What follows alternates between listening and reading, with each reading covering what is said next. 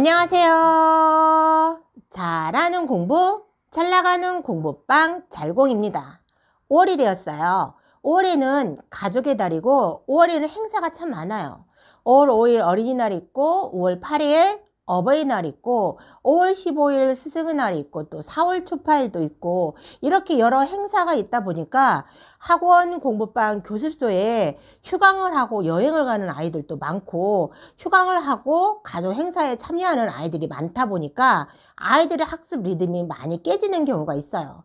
또 5월에는 학교마다 체육대회가 있고 5월에 또 소풍이 있잖아요. 그러다 보니까 더더 학습의 리듬이 깨져가지고 아이들이 공부방 교습소 학원에서 공부시키기가 가장 어려운 달이기도 하고 또 5월에는 탈회하는 학생들이 더러 많이 나오는 달이거든요. 3월에 무르르르 들어왔다가 우르르르 또 빠져나갈 수 있는 그 달이 5월이거든요. 그래서 5월에는 휴가 가는 학생들도 많고 학습의 리듬이 깨지기도 하고 행사에 참여하는 아이들이 많기 때문에 내 공부방 교습소 학원에 있는 아이들의 내실을 많이 다져둘 필요가 있는 5월입니다. 그래서 5월에는 외부의 홍보 활동을 많이 하는 것보다 내실을 다지는데 심혈을 기울여야 할 달이거든요. 저도 공부방을 한 지 올해로 15년이 되었거든요. 보통 15년의 공부방을 했다 하면 많은 노하우도 쌓이고 또 나름대로 그런 내공이 있을 거라고 생각을 하지만 꼭 그런 것만은 아닌 것 같아요. 항상 새로운 아이들이 들어오고 항상 다양한 아이들이 들어오고 똑같은 아이들이 없기 때문에 이거는 해가 돼도 항상 새롭고 그리고 항상 아이들을 많이 가르쳐도 그 새로운 마음, 새로운 기분으로 아이들을 맞이하는 것 같아요. 홍보도 많이 하지 않았는데 블로그를 보고 오시는 학부형들도 있고 소개로 들어온 학생들로 인해서 그동안 빠져나갔다는 학생 수의 충원이 되었거든요. 그런데 15년이 되었어도 항상 새로운 학생들이 온다 하면 왜 이렇게 긴장을 하고 왜 이렇게 마음이 설레고 밤에 잠을 못 자고 걱정이 되는지 모르겠어요. 이렇게 제가 아이들 신입생을 받을 때마다 매번 긴장하고 매번 걱정하고 매번 제가 노심초사하는 모습을 보고 우리 신랑이 하는 말이 너는 공부방을 한 지 10년도 넘고 그렇게 오래 되었어도 매번 학생을 받을 때마다 그렇게 긴장하고 걱정이 되냐. 네가 무슨 고3의 학생들을 가르치는 것도 아니고 입시생을 가르치는 선생도 아니면서 꼴랑 초등학생 가르치면서 그렇게 긴장하고 걱정하고 그렇게 노심초사하니? 아직도 그러니? 이렇게 얘기를 하더라고요. 그러고 나서 저도 제 자신을 돌아보니까 그 말도 틀린 말은 아니더라고요. 아니 내가 무슨 입시생을 가르치는 것도 아니고 고3 수험생을 가르치는 것도 아니고 가장 학습에 중요한 고등을 가르치는 것도 아닌데 꼴랑 해봐야 초등학생이고 중학생이고 그리고 초등학교 저학년을 받는데도 왜 이렇게 긴장을 하는지 모르겠습니다.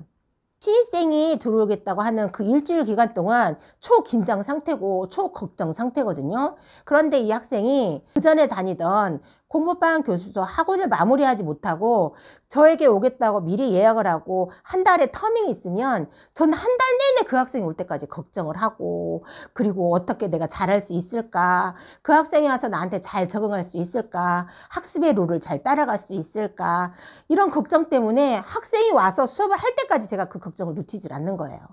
사실 어제도 새로운 신입생이 되었는데 이 신입생이 그 전에 다녔던 학원을 마무리를 하지 못하고 한 달 전부터 예약이 되어 있는 상태였거든요. 그래서 어제 처음으로 등원하는 날이었는데 한 달 내내 그 학생을 생각을 하는 거예요. 한 달 내내 그 학생의 로드맵을 짜고 또 다시 짜는 거예요. 이 학생은 그 학원에서 어떻게 배웠으니 그 다음에 이렇게 해야지. 이 학생이 오면 난 다음에 이렇게 해갖고 이렇게 지도해야지. 이 학생이 나한테 와서 적응을 못하고 학습을 또 잘 이끌어가지 못하면 어떡하지? 내가 이 아이를 잘 끌어가기 위해서 내가 어떻게 해야 되지? 한 달 내내 걱정을 한 거예요. 일주일이 다가오면서 카운터가 시작이 되는 거잖아요. 그런데 어제 신입생이 들어왔는데 월요일까지도 걱정 때문에 마음이 울렁울렁 월요병 걸리는 직업인들처럼 제가 월요일날 굉장히 긴장을 많이 했거든요.